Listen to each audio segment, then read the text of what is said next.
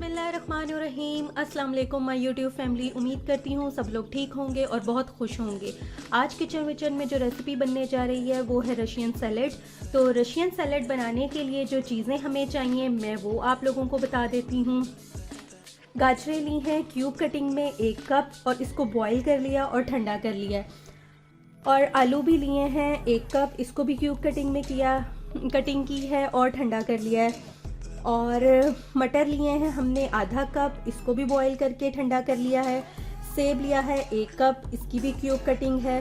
Cream और mayonnaise दोनों आधा आधा कप लिए हैं और टोटल 1 कप लिया है। नमक लिया है 1 चुटकी, आइसिंग शुगर लिया है 1 खाने का चम्मच, अखरोट हस्बे ज़रूरत लिए हैं गार्निशिंग के लिए। तो आइए सैलेड बनाना स्टार्ट करते हैं।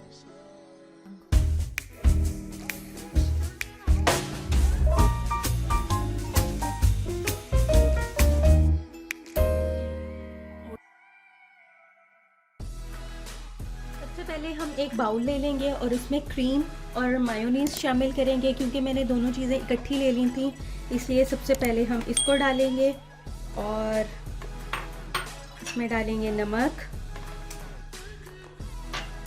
आइसिंग शुगर और इसको मिक्स कर लेंगे।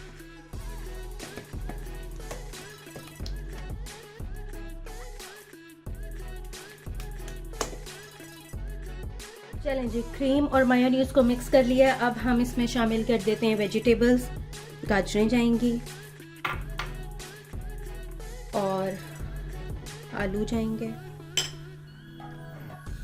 मटर,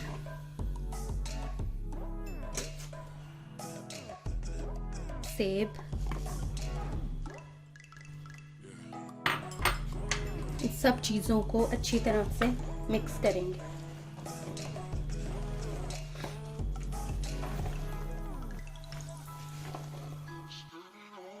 सैलेड हमारा तैयार हो गया। अब हम इसको डिश आउट करेंगे।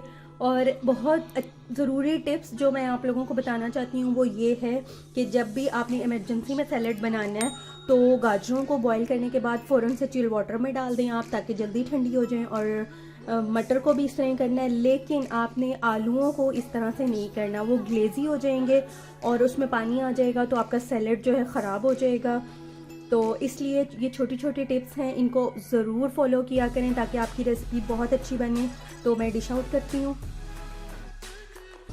चलें जी, रशियन सैलेड तैयार हो चुका है और इसको आप ऑप्शनल जो अखरोट थे उसको ले लें आप और उससे गार्निशिंग करें और अपने गेस्ट को, अपने घर वालों को सर्व करें और बहुत सारी दाद को हासिल करें।